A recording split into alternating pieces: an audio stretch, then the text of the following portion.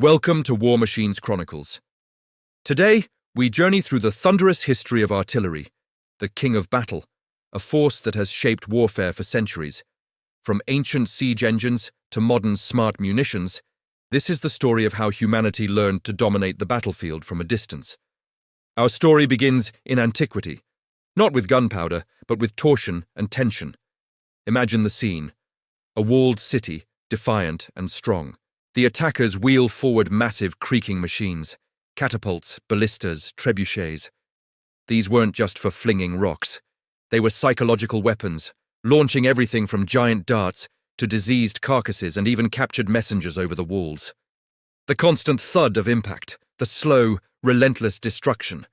This was the dawn of siege warfare. The Romans, masters of engineering, standardized their artillery, creating mobile ballistas that could support their legions on the march, a precursor to the field artillery to come. The trebuchet, perfected in the Middle Ages, could hurl immense stones hundreds of yards, patiently turning the mightiest castles into rubble. It was a slow, grinding process, but it proved one thing: fortifications were no longer invincible. Then a new sound echoed across the battlefields of the 14th century, the deafening roar of gunpowder. The first cannons were crude, unreliable, and often as dangerous to their crews as to the enemy. These early bombards were massive, unwieldy iron or bronze tubes, firing stone or iron balls. Their main purpose was still siegecraft, to do what the trebuchet did, but faster and with more terrifying noise. The Battle of Crécy in 1346 saw one of the first notable uses of cannon in a field battle, though their impact was more psychological than physical. But the genie was out of the bottle. Gunpowder was the future. The Renaissance saw artillery evolve rapidly. Metallurgists learned to cast stronger, lighter cannons. Gun carriages with wheels made them more mobile. Concepts like trunnions allowed cannons to be elevated and depressed easily, improving accuracy. Kings and emperors who invested in a powerful artillery train held a distinct advantage.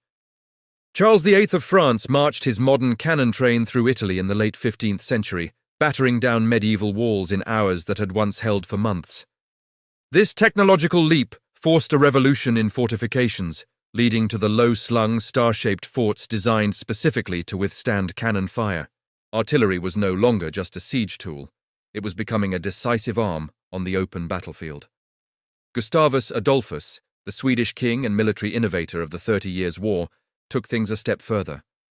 He standardized his artillery into light, mobile cannons that could be moved around the battlefield by just a few men or a single horse. For the first time, artillery could keep pace with the infantry and cavalry, providing direct fire support right where it was needed. This created a true combined arms approach. The cannon was now an integral part of the army's tactical playbook, not just a static siege weapon. This was the birth of true field artillery. The 18th and 19th centuries were an age of refinement. Napoleon Bonaparte, a former artillery officer, famously said, "God fights on the side with the best artillery." He massed his cannons into grand batteries to hammer a single point in the enemy line before launching his infantry and cavalry. He understood that concentrated firepower could break an enemy's will to fight. Innovations continued. Rifled barrels spun the projectiles, dramatically increasing range and accuracy. Breech-loading systems replaced clumsy muzzle loading, allowing crews to fire faster and with more protection. The invention of the explosive shell by Henry Shrapnel meant artillery could now shower enemy formations with deadly metal fragments from above. The American Civil War showcased this new, deadlier artillery.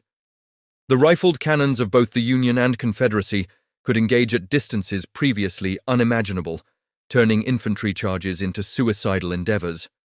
Battles like Gettysburg and Antietam were defined by devastating artillery duels and barrages that inflicted horrific casualties. The age of marching in neat lines towards the enemy was coming to a bloody end, courtesy of the cannon. Then came World War I. This was the war where artillery truly became the king of battle. The static trench warfare on the Western Front was dominated by it. Millions upon millions of shells were fired. Battles often began with preliminary bombardments that lasted for days, churning the earth into a nightmarish, cratered moonscape. The sheer scale was unprecedented. New tactics emerged, like the creeping barrage, where a curtain of explosive fire moved just ahead of the advancing infantry, providing a shield of steel and shrapnel. Artillery wasn't just supporting the battle. On the Western Front, artillery was the battle. Its purpose was annihilation, to obliterate trenches, barbed wire, and the soldiers cowering within them. World War II saw artillery become even more mobile and powerful.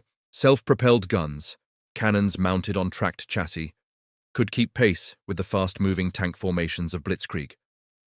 The Soviet Union mastered the art of massed artillery, using thousands of guns and rocket launchers like the infamous Katyusha to saturate German positions before an attack.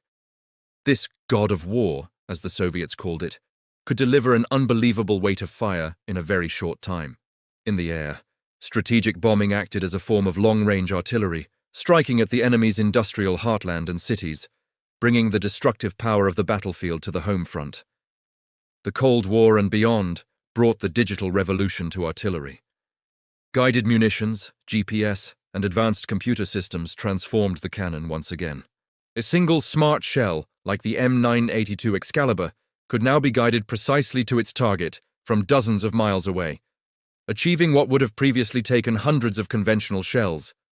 Rocket artillery systems like the M270 MLRS can fire a dozen rockets in under a minute, saturating an area the size of a city block with submunitions. Today, the network is as important as the gun itself. Drones, satellites, and forward observers instantly relay target data to a fire direction center, which then calculates the firing solution and sends it to the gun crew, often halfway around the world. The sensor-to-shooter loop can now be mere seconds long.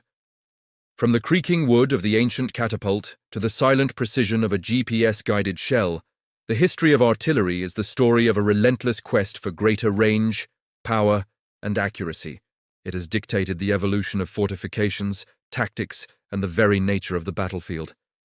It is a story of terrifying destruction, but also of incredible ingenuity. The king of battle continues to reign, its thunderous voice a constant, defining feature of human conflict. Thank you for joining us on this journey through firepower on War Machines Chronicles. If you found this history as fascinating as we do, be sure to like, subscribe, and hit the notification bell so you don't miss our next deep dive into the machines of war.